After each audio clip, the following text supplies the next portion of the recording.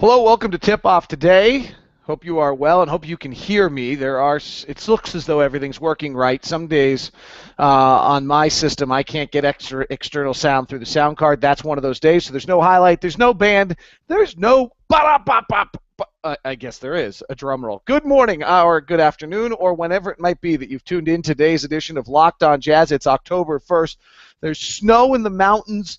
It's gorgeous up here in Park City today as there's snow cupping the top quarter of the mountain with yellow trees in the middle. Pretty fabulous. Another fabulous day here in Utah. What do we have for you on the agenda? We'll start with our NBA 5 as we have now grown to in our new format of things.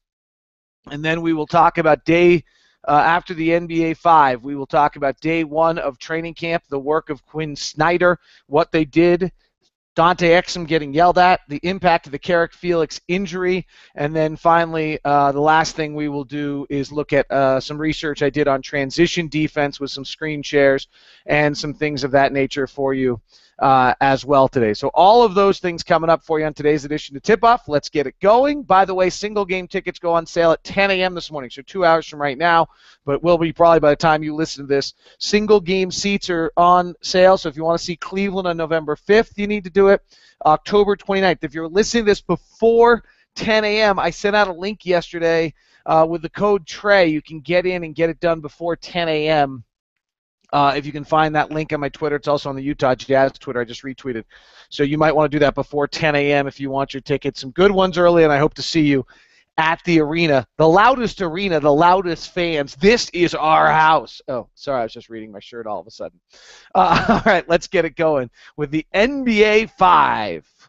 All right, Clippers are in Vegas. Two funny notes about the Clippers training camp in Vegas right now. One is they opened up training camp by Steve Ballmer, the Microsoft owner, giving all of them Surfaces instead of iPads. He's made them change their entire system with the Clippers because Ballmer's taken over. The other thing is they used to train at UC San Diego, but Robert Pereira, the owner of Memphis, has made significant donations to UCSD, and now Memphis is doing training camp at UCSD, so the Clippers had to find a new place, and they went to Vegas. News out of Clippers camp is that Blake Griffin is shooting the corner three. Blake Griffin revolutionized his game last year when he suddenly started the rebound and go when Chris Paul was out, changed who he was as a player in a very large fashion. Celtics are underway. Brad Stevens says he'll use Evan Turner as a 1, but not Avery Bradley as a 1. So Avery Bradley becomes strictly a shooting guard, which makes him a shooting guard that can't shoot. Lakers camp has probably got the most focus on anything other than Cavalier camp at this point. Kobe Bryant says he feels normal. He'll play. Byron Scott says he'll play all of the preseason games. Jazz play the Lakers on the 16th and 19th of the season. Mostly conditioning and defensive practice. Nash and Bryant sat out the last part of that conditioning. Nash is going through practices as well at 41 years old, but whether that nerve can hold up on things. Chandler Parsons is bulked up, says he's playing the 4. Rick Carlisle wonders whether he might not be in shape. Derrick Rose, with the bizarre quote of the day, said, "I know I'm going to win a championship soon. I'm not worried about that." That would concern me if I was a Bulls fan. Former Jazzman Earl Watson has retired from the NBA and has been added to the San Antonio Spurs D-League staff. And Marvin Williams will start in Charlotte for Steve Clifford. All right, let's get to the big news, though, around the NBA. The Vegas lines are out of what everybody suspects. Vegas thinks of NBA win totals. It's a pretty good judge to see where everybody thinks everybody's going to be. Cleveland comes in at the highest at 58.5. Oklahoma City leads the West at 57.5, followed by the Spurs at 56.5. It's a pretty considerable drop you're projecting for the Spurs there in the 56.5 category. If you consider how rarely they've been under 56 wins over the last 2 years, they have their whole team back. But are you willing to bet nobody gets hurt again and bet on the over-under on the Spurs at 56.5?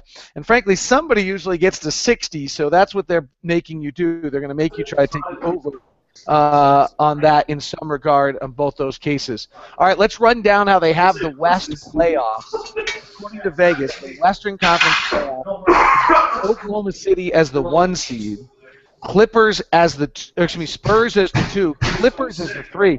I'll tell you what, I think the Clippers I'm not sure I believe Chris Paul is a championship point guard. And I think the difference in year number 2 is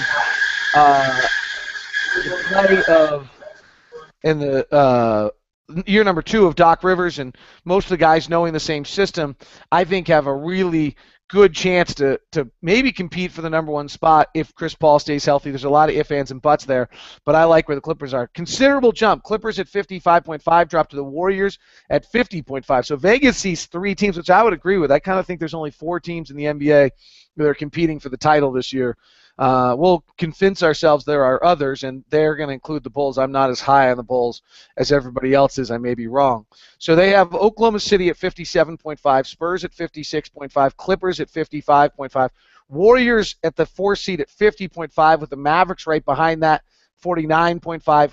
Tied with the Rockets at 49.5. So then the Grizzlies at 48.5 and the Blazers at 48.5. If I've got my math right, OKC 1, Spurs 2, Clippers 3, Warriors 4, Mavericks 5, Rockets 6, Grizzlies 7, Blazers 8 at 48.5 is the over-under to make the playoffs. A little misleading because they have the Suns at 42.5, Pelicans at 41.5, Lakers come in at 31.5, Kings at 30.5, and the Jazz and the Timberwolves at 25.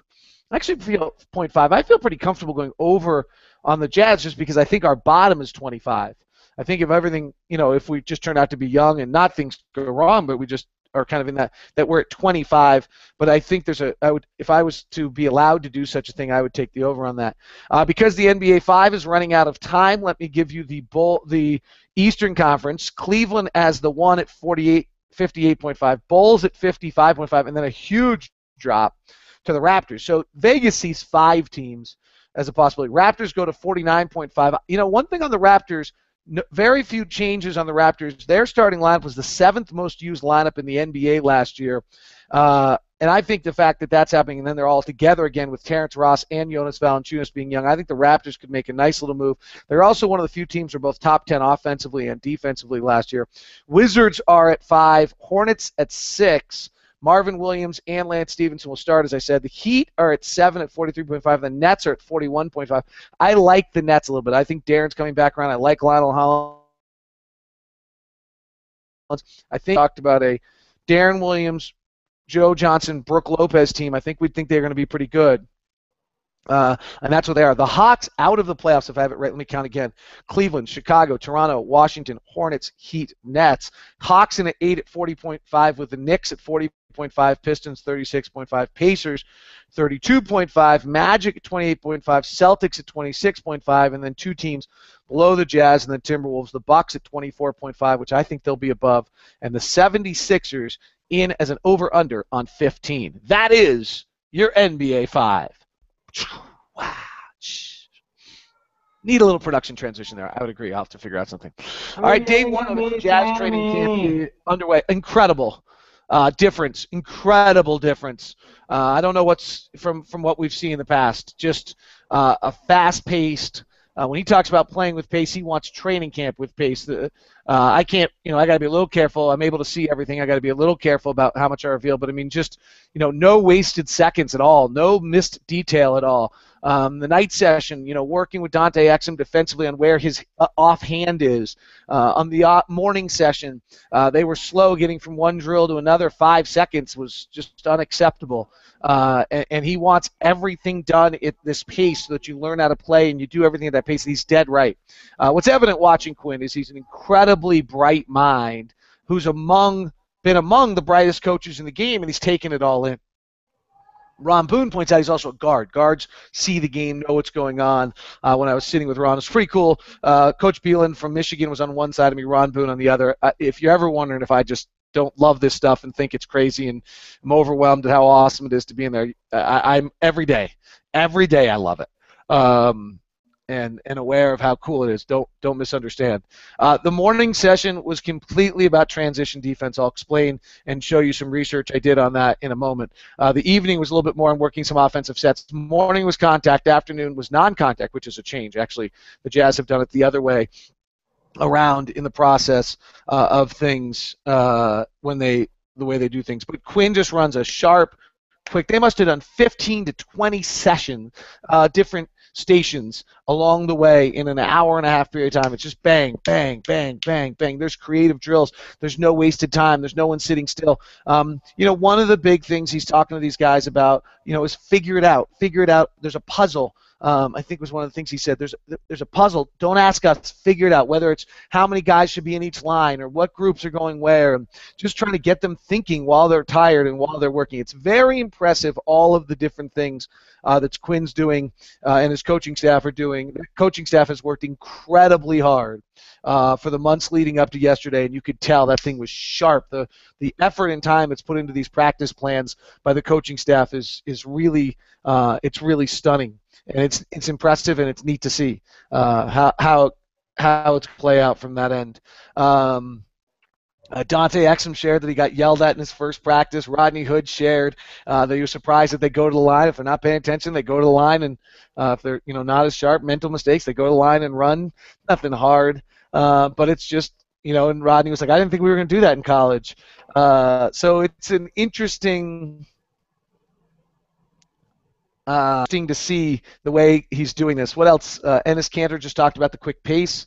Derek Favors shared that there wasn't a single play run, which there wasn't in the morning. It was all defense and transition defense and shell defense along the way. So it's interesting, certainly interesting to see how this is all taking place. Remember, if you have a question for a player during the season right now, call 801-237-38. That's 801-237-38. You can ask a question to a player. Frankly, if you had a question for Quinn, I'll take that and see if I can get it to him. If you have a question for Ron Boone, we'll take those during the broadcast as well. And then remember, we need you to nominate Jazz Fans of the Night this year. 800-237-38. All right, why such the focus on transition defense? Well, Quinn said it well in the sense that he said if you don't play transition defense, you're not playing any other type of defense. And that is certainly incredibly true. Oh, wait. Back up. Shoot, I've forgotten two things. One, Carrick Felix injury. Sorry.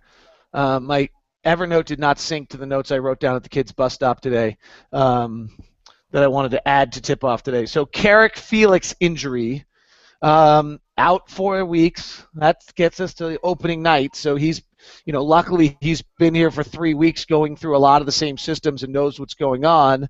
The second thing is, he's trying to make the rotation. As I said yesterday, I just can't imagine that the rotation has many other pieces other than Trey Burke, Alec Burke. The starting lineup is Trey Burke, Alec Burks, Gordon Hayward, Ennis Cantor, and Derek Favors until further notice. That's what you're going to see on a week from Tuesday, a week from yesterday against Portland to open it up. That's the 5. Then your bench is Dante Exum, Rodney Hood, Trevor Booker, Rudy Gobert, Steve Novak. That's your 10 guys. Jeremy Evans is then another big in there for your 5th big, and then I don't know if Brock Modem or someone like that makes the team as the 6th big. The front court, Ian Clark, Dante Jones, Sam, Ray Murray, come upstairs.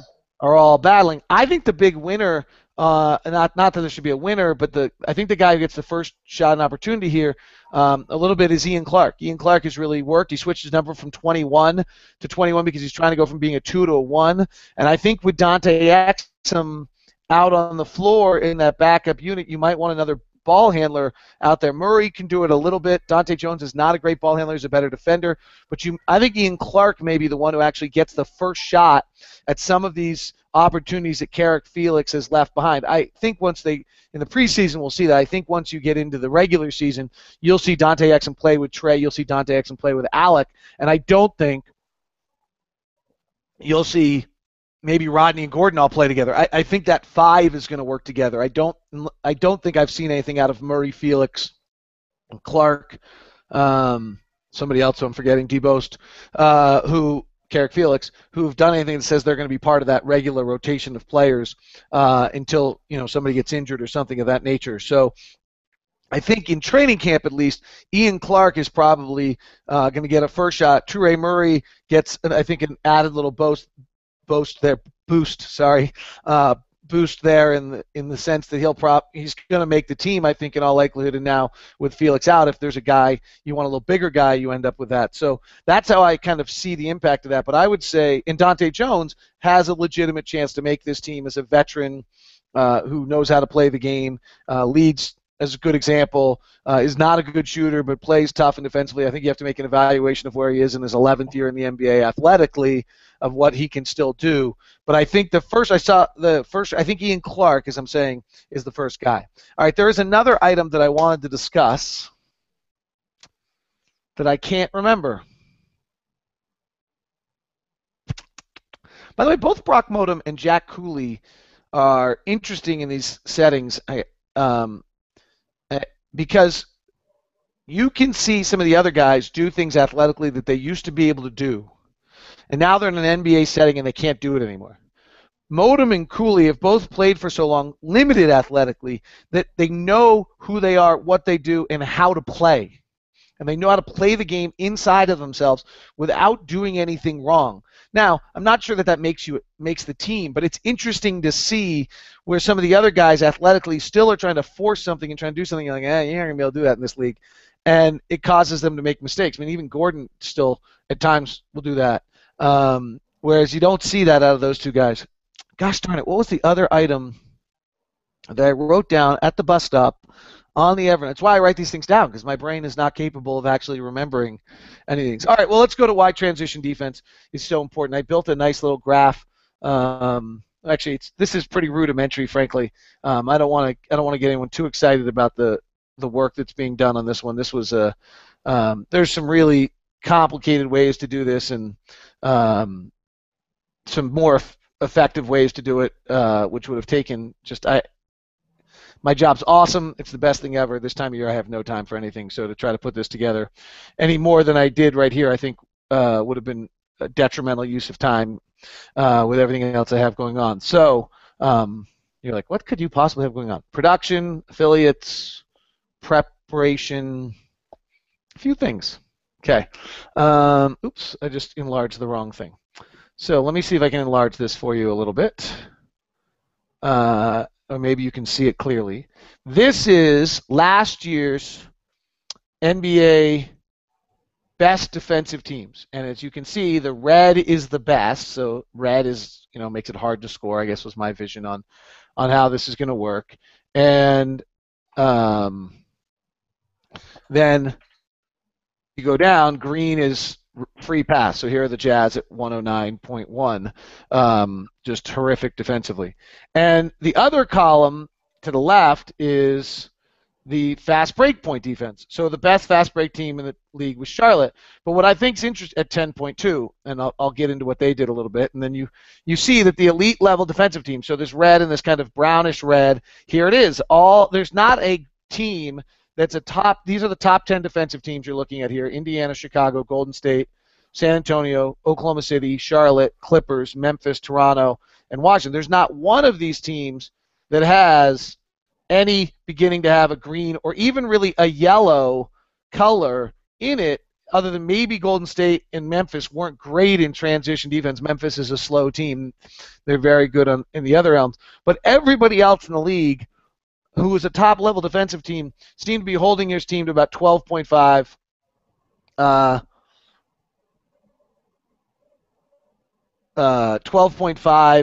points or less in fast break points. If we take it's the way I did this search. If I'm not careful, every time I push a button, I get a different window up here. If we take a sort and just look at the best fast break defensive teams, you're going to see the same, kind of in the reverse correlation here, which is that if you're a good fast break team, only New York, who was a good fast break team, was also a terrible defensive team. But for the most, when Cleveland wasn't great last year, Cleveland was kind of a weird anomaly last year. But here it is. The top 10 defensive teams are at 12.5 points of fast break play a game. And so you run through, if you're a 12.5, if you can get to that top 10 in transition points defensively, well, then you end up being a pretty good defensive team. It's hard to find anyone. Cleveland here at 17th defensively at 12.1, and New York at 24th defensively at 11.7 fast breaks. Otherwise, everybody else who's in the worst defensive teams in the league are also the worst transition defensive teams. There's an incredible correlation here. Is it just this year? Well, probably not. So let's go look at 2013 and do this and do the same thing as we look at this and sort it. Here is the best defensive teams in the league. And you can see the red. And again, there's not that number 12.5 kind of holds. Here's Milwaukee, who was the 12th best defensive team in the league that year, and they're a bad transition team. And here's San Antonio, who was older and slower and not great transition at 14.2, and they actually found a way to be the 4th best defensive team. They do some other things at elite level along the way, like don't foul and some others. But so here you go. The best defensive teams again, and then we look over here and look at this, the worst defensive teams, all in the green, and suddenly they're all very poor other than Toronto. Transition teams, and what's interesting about Toronto is Toronto in 1 year jumped from 23rd in the league defensively to last year Toronto was 9th in the league defensively, and they had built the foundation the year prior with this transition defensively of how much better they had been. We can look again. Actually, I didn't do the reverse correlation on this one for you, so let me do that. We'll sort them by fast break points. Opponents' fast break points. Here are the best, and look, all of them, except for, as I said, Toronto, were the best defensive teams in the league that don't allow fast break points, and then Toronto had a huge 1-2 jump with Dwayne Casey. You know, it may take 2 years for this to happen, but if you look at, 103 is about an average defensive team, and if you look here, only the Knicks again get in this. All of them at Toronto are the good teams fast break, and we suddenly flip down and look at this. Every single team that's allowing 13 or more points, fast break points, are suddenly bad defensive teams, except for San Antonio is a bit of an anomaly because of what they do.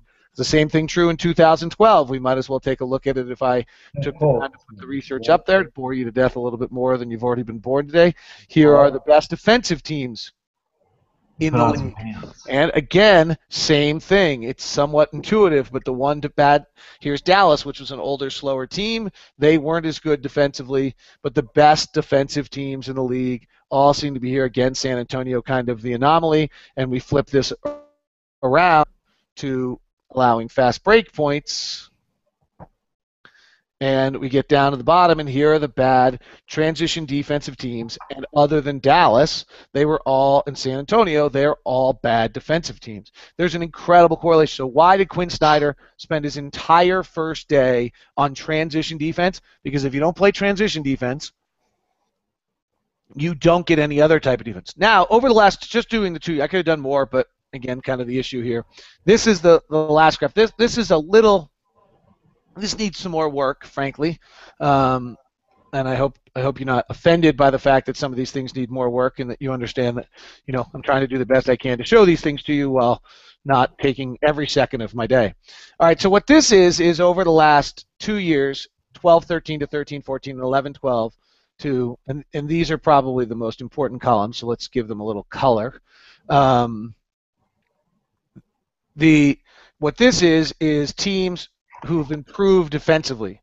So anyone that's in this green, which I color, are teams improved defensively from 1 year to the next. Their defensive rating got considerably better from 1 year to the next.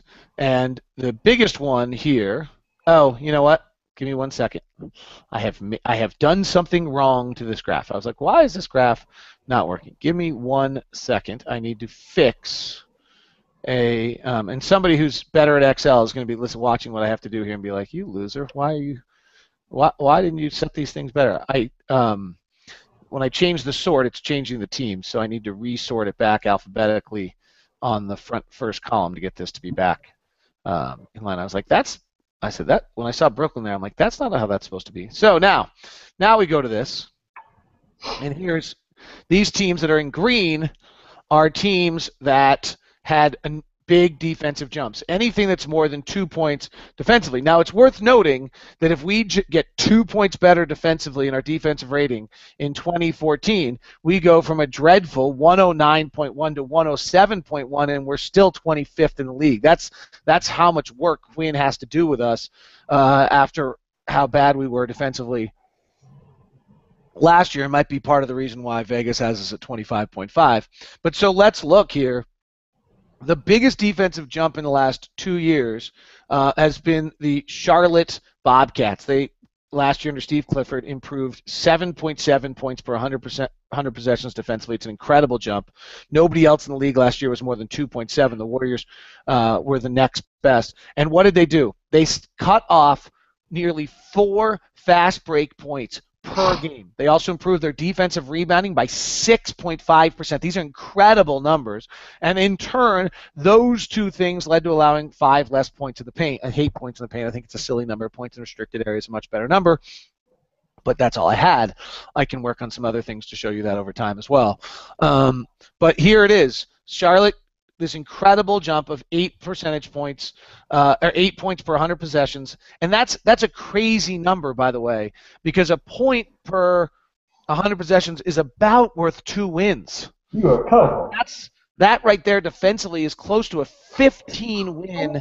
A point per game is worth 2.7 wins. Average possessions is about 94, 95, so you can take it, you can extrapolate that out to 100 to be a little less. And so a point per game, point per 100 possessions is close to 2.5 wins. Let's call it 2 wins. That's a 15-win increase right there by Charlotte defensively. And actually, I think their win increase was more than that, so it probably is solely 20%, 20 wins or so by them. So here it is. The second best team over the last few years, is Indiana, who had an equally amazing 6-point increase defensively. What they do, they cut off 2 fast break points per game. That's a ton, because we're not talking about that many points. If we go back to the graph here, we're talking about the league average in fast break points. I don't want to do the sort because I screw things up. It's about 13, 14 points per game. So when you're suddenly cutting off, as Charlotte did, 4 fast break points a game, or as Indiana did, 2 fast break points a game, on one level you're saying, well, that's only a basket. On the other level, it's 15 to 18% of fast break action. So Indiana suddenly 2 points per game, and then they increased their defensive rebounding by 1.4%. These two, I think that you have to do both these things, and they're at 6.3. The next was Chicago. Chicago actually is an anomaly with Tom Thibodeau's defense. They actually only got a little better defensive rebounding. They didn't fix, maybe because they'd already fixed it, their transition defense along the way. Another one here was Brooklyn 2 years ago.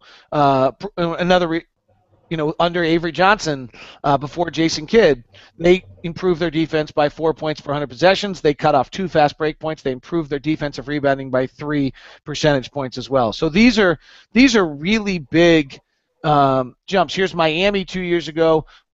2 points per game defensively. They cut off 1.5 points in fast break and improved their defensive rebounding by 2 percentage points. It's a pretty consistent model here on how you're going to do things. Denver under George Karl, this is interesting, even the fact that George Karl played so fast, they reduced their fast break points, then Brian Shaw takes over and it flips the other way and their defense gets 3.4 points worse. So the other way is look at teams whose defense fall apart. Brad Stevens' defense falls apart last year, and they become less good with transition defense. Lakers' defense falls apart with D'Antoni, less good transition. Milwaukee last year was just a weird anomaly. What this all comes out to is that of the 9 teams that got 2 points better per 100 possessions defensively last season, 7 of the 9 had a significant reduction in what they were doing allowing transition. Charlotte had the biggest at 7.7 points per 100 possessions, and 3.6 of those were in transition. 7 of the 9 also had at least a 1.5% increase in defensive rebounding. Okay, well, what's one? Let's talk about that. What's 1.5? It doesn't seem like a lot. It's 1 or 2 extra defensive rebounds a game that you're not just giving up as an easy layup on the other side. You go take 1 or 2 defensive rebounds. You go take 1 or 2 transition possessions a game. The offensive rebound and the average half-court possession. Let's play with some numbers here for a second. The average half-court possession is probably about 0.8. I'm making some of this up. Kevin Pelton's probably cringing somewhere if he listens to this. Nate Duncan listening to this is going to be like, you're slightly off. But the ballpark is going to be right here. The average point per possession in the half court is about 0.7, 0.8. It's not, the average possession is 1 point per possession. So if you're keeping them in the half court, you've got them down to about 0.7 points per possession. The average point in the fast break is about 1 point. I actually could probably find this. If I don't know if I could do it quickly though, because I have some data from last year that would have this. But if I do a quick date scan of March, the amount of things I've downloaded between since then, is about, I think, 1.5. To some extent, maybe for this argument, I would like to, let me see if I can find this quickly. I'm going to pull up something, April 22nd document that I downloaded, or excuse me, March 22nd download. Last year, courtesy of Bloomberg Sports. Okay, highest fast break points, most fast break points per game, highest fast break efficiency. According to Bloomberg, last year fast breaks were 1.7 points per possession. Warriors were at 1.9, which is just insane. They were shooting so many threes. I really believe that's the next analytical breakthrough, is the transition three. So let's go with this for a second, just for the ease of math for a second. If you get an offensive rebound, I'm guessing you're at about 1.7 also, probably 1.5. But for the sake of the discussion on radio or podcasting doing numbers, let's make it make some sense. You get an offensive rebound, you're at 1.7 points for that possession. You're at a defense, you're in transition, you're at 1.7 points for that possession. If you're in a half court, you're at 0.7 points per possession. Okay? Let's say you reduce 1 to 2 offensive rebounds a game, and you reduce 1 to 2 fast breaks a game. So let's call it 3 combined. That's 3 points. That's a defensive improvement over 100 possessions of 3 points. That's 7-8 wins. That's what Quinn's shooting at right now. Now, for us, 3 points, we're still terrible defensively. We'll still be 20th. Maybe that's going to take. Maybe we're the Toronto Raptors. That it's going to take us 2 years to get to where we want to be defensively, because we're starting at 109 points per 100 possessions. It's so far behind. But that's the concept. It's a simple, easy math equation of how this plays out, and you start to reduce that, everything else starts to come with it. Then you start to reduce the fouling a little bit and some other things because you get in the half court and learn how to play better. That's the game we're playing. That's the 3. 3 points is a lot. Gets us to 106.1. Not great. We need to get to 103. That's halfway. But maybe some of the other things will do it. That is your tip-off to... Oh, I didn't check questions. From James Hansen, what would it take for Quinn to win Coach of the Year? Probably what Hornacek did last year, though. I don't think Hornacek won Coach of the Year, did he? Did Jeff win Coach of the Year? I don't even know. I think it's such a stupid thing I don't pay attention to it. But for us to knock on 40 wins, probably. What are reasonable stats for Favors and Hayward? What metrics will show significant steps forward to the first 20 games of these two leaders? Well, I think Favors had a nice jump last year in his overall shooting percentage. I guess for Favors, I would look at... actually, he worked really hard finishing around the rim. So I think that might be a number we would look at with Derek that's different. I talked to Derek about this yesterday. He'd go through entire workouts with coaches. He was never allowed to dunk. Trying to learn how to do other things. In his exit meeting last year, Dennis Lindsay said, you've got to find ways to do something around the rim other than dunk. And so that's something he worked on. So I would say that's a significant step. He's obviously worked on a shot. Actually looked good. He took a 1-dribble pull-up at the free throw line yesterday. Oh, he made another great pass. I think that's the other one on Favors. You got to have, I talked about this a lot last year, you got to have bigs that average 5 assists combined. You got to have 3 assists from a big to be a good offensive team. Go look at the good offensive teams. They've got bigs averaging 2.5 to 3 assists a game. That's Derek's got to get there. He's got to get there. So I would say,